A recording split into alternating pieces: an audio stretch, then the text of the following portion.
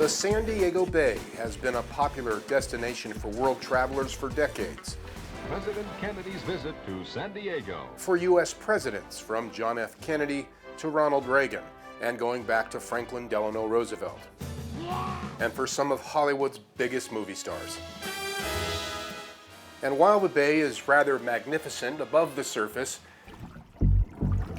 environmentalists say beneath it for many years has been a world of danger for sea life and anyone eating fish from these polluted waters. That's because they say the floor of the San Diego Bay is blanketed with tons of highly toxic particles known as polychlorinated biphenyls, or PCBs, that have been linked to cancer. PCBs that were dumped off U.S. warships in the bay back during World War II. Navy sailors had used PCBs mostly in coolants and lubricants for electrical equipment aboard their ships, and were said to make a habit of disposing of spent PCBs and other toxic waste over the sides of their vessels as they sailed home for the United States. In the case of San Diego Bay, enough toxic contaminants were dumped here to put people at risk for decades to come. A legacy of contamination that nobody much thought of back then because few in the military and the public knew just how dangerous PCBs were at the time. Contamination all but forgotten at the end of World War II, when everyone was busy celebrating victory and peace. It was a time for servicemen to meet a woman and get married.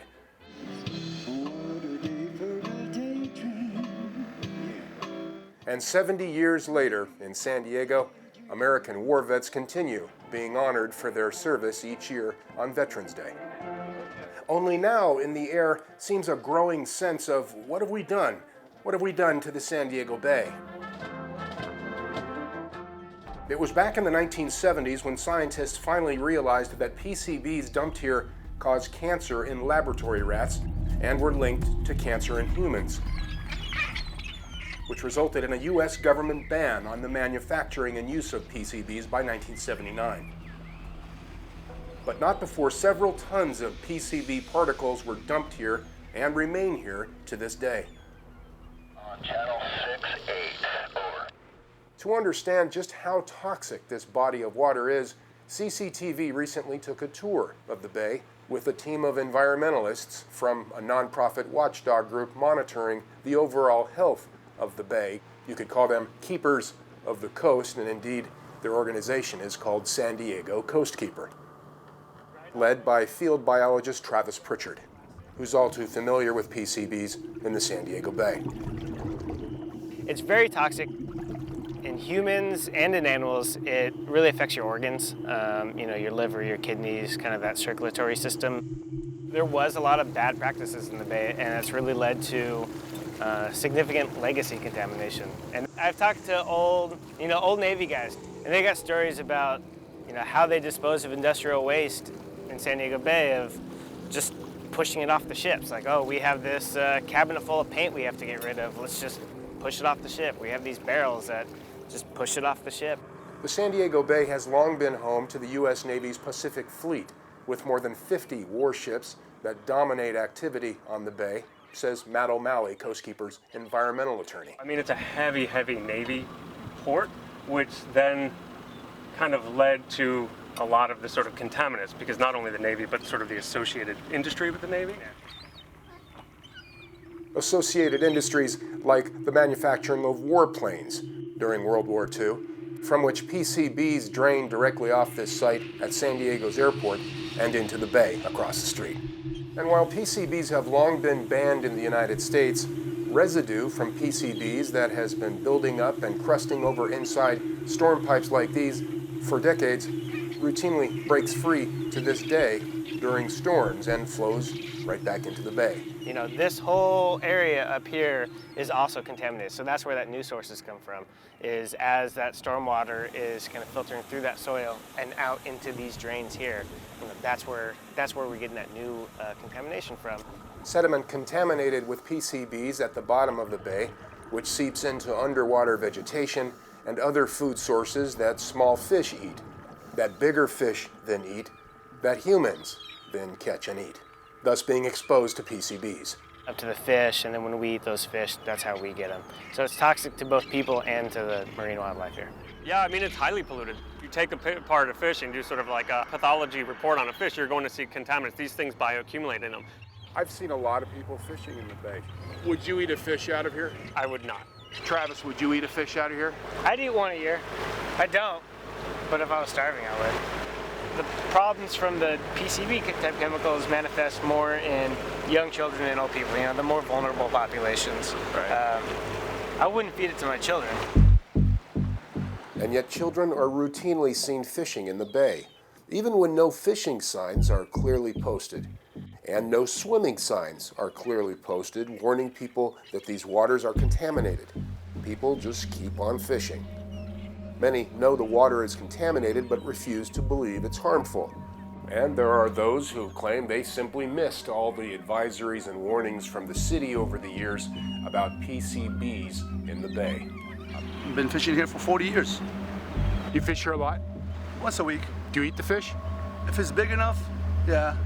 Longtime San Diego resident Sam Conja says he and his children eat a lot of fish from the bay, so he was stunned when we informed him the bay is contaminated with PCBs.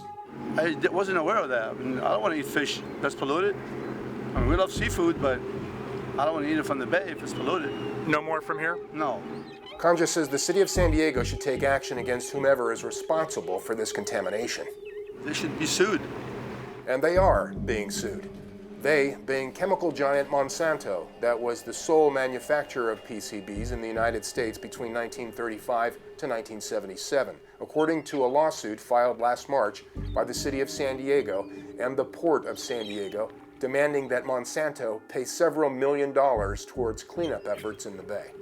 Today, Monsanto has reorganized its company, long ago abandoning the manufacturing of PCBs and moving on as the world's leading producer of genetically engineered seed, sold to farmers around the world. And as for the PCBs dumped in the bay all those years ago, Monsanto told CCTV via email, Monsanto is not responsible for the costs alleged in this matter. The former Monsanto sold a lawful and useful product at the time.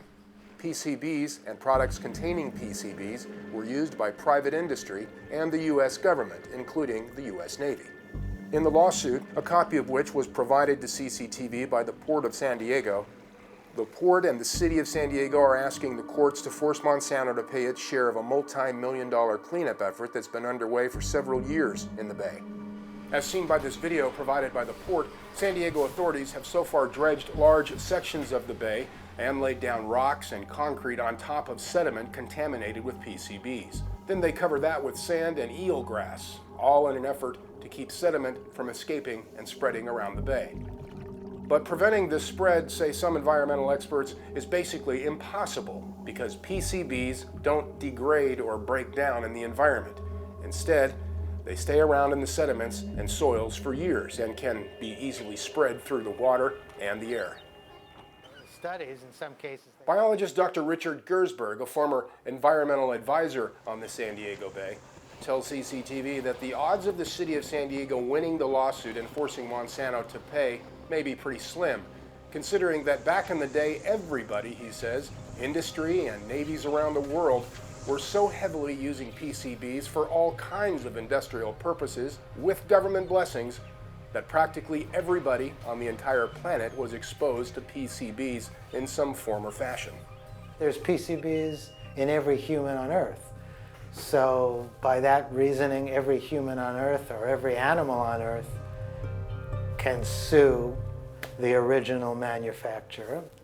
San Diego has sued the Monsanto Chemical Company for PCBs in the bay, so. Dr. Gersberg, the director of the Graduate School of Public Health at San Diego State University, says the lesson to be learned worldwide from PCB contamination in the San Diego Bay is to try to prevent contamination like this from ever happening again by phasing out the use of dangerous chemicals around the globe.